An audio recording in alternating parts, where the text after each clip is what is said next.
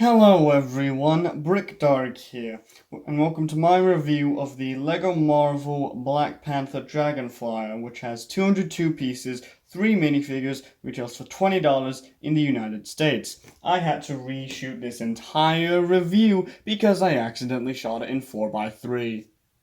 So here is the only exclusive figure to this set, the Shuri figure. This is a much better figure than the version we got way back in 2018, and that version was basically just a girl in an orange shirt. It wasn't very good.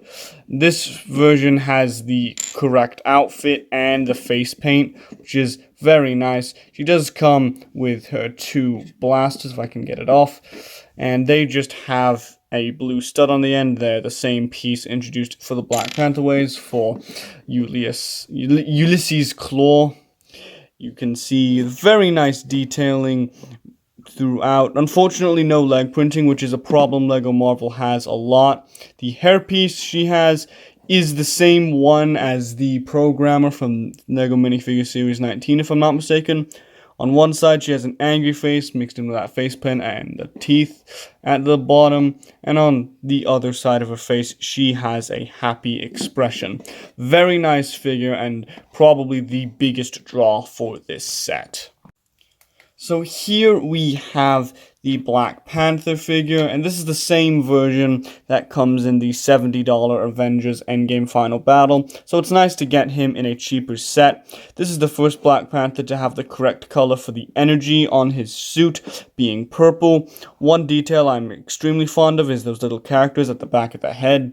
Again, no leg printing, which is the problem, as I said before, that is plaguing LEGO Marvel. Really hope they start incorporating leg printing into more than just Iron Man. He does have the same piece at the top of his head that was introduced for Black Panther way back in 2016. Unfortunately, no printing at the top, which is interesting because that 2016 original had printing up there and no other version has, or any character with that piece has, which I think is very interesting. Hopefully they'll find a way to incorporate the printing again, but that's about it for this figure. It's a very nice figure and very nice to get in a cheaper set. Here we have the 2021 update for the Chitauri, which is much better than the 2019 version. He does come with this blaster using the Overwatch gun base in gray and a couple of the Among Us pieces in gold to get a pretty cool blaster design. As for the figure itself, it's very nicely detailed. Not as detailed as the 2012 version, but this is a different look for them. The 2012 versions were almost entirely gold. This one is a bit more accurate. This figure comes in the Avengers Endgame Final Battle, as well as the Guardian ship, and will be coming in an accessory pack in a few weeks. So this is currently the cheapest way to get it, but it still will be a very cheap way to get this figure, an army build.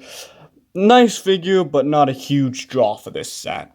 So, taking a look at the flyer itself, it is an interesting shape.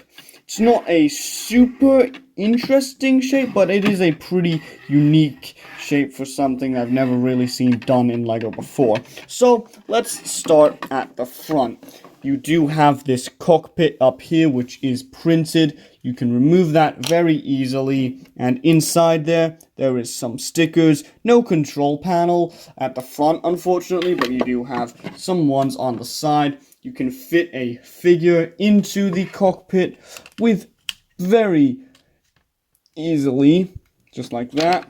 You can see him all snug in there. Putting the lid back on. You can also do this and snap it to a 90-degree angle, which is something I'll get into and why I have an issue with it in a little bit. There's some stud shooters on the side, which are the old stud shooter design, and they just shoot out like that. Been in use for several years. You do have some more sticker detailings on this one large piece. I will say I'm a very big fan of how they got this electric look on the side of the flyer, using a bunch of cheese slopes. Then for some other posability, you do have these wings, which are on mini ball joints, which you can rotate as you would like. Then there's also these bits at the side using a sword piece that are on clips that you can adjust how you'd like. And then finally there's some flaps which you can also adjust.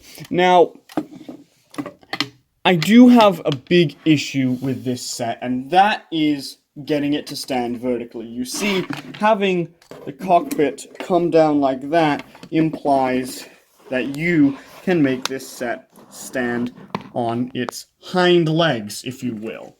But you'll see if I have it like this, it just falls to the floor. So what you have to do, you have to mess around with the wings in order to try and get it to balance out.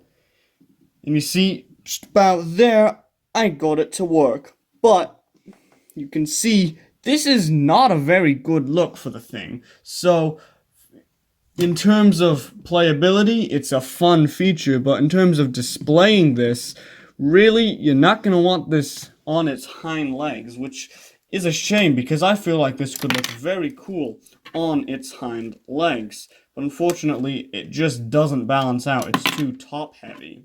Also, these ball joints seem to be popping off, and it is a shame because I do think that that look could look very cool, and I feel like that's what's implied. But like the vulture in the Spider-Man drone duel, it's just a nightmare to get to stand on its own. But that's about it for the build of the flyer itself. Let's take a look at the box. Box for this is that Infinity Saga box design on the thin $20 box size. Really like how they have these comic bits at the side with all the Lego figures, as well as the Thanos on the side. Though I've always thought that the Thanos they use in promotional images looks a little off. You have the Marvel logo on the side, then on the back it shows the flyer in a vertical position. And I don't know, it's a real shame that it can't stand up like that, because that's a really cool look, and it just doesn't work. You have the Lego Thanos on the back there, which is very nice. But that's it for the box. The instructions at the very end have an ad for some of the other Infinity Saga sets. I own the Endgame Final Battle. I might try and buy the figures for the Guardian ship, and then I want to get the Ironmonger to complete all the Hulkbuster-esque builds that LEGO has made. So overall, I can't help but feel a little disappointed by this set. The fact that it's so difficult to get this thing to balance on its hind legs is a real shame, because I was really excited to have it displayed like that.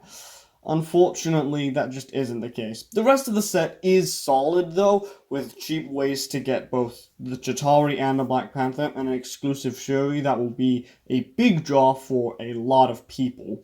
The build itself isn't bad by any means. Aside from the stability issues, it is a well-made and well-designed set. I especially like how they got the electricity effect on the side of the thing. It's not a super interesting vehicle from the design in terms of the ship itself, but it translated into LEGO very well. Overall, I would give this set a 6 out of 10. I think it's definitely worth picking up if you want to build an endgame display, but I am a little disappointed by the fact that this thing isn't as stable as I thought it would be. With that said, that's it for this video. See you guys later. Peace.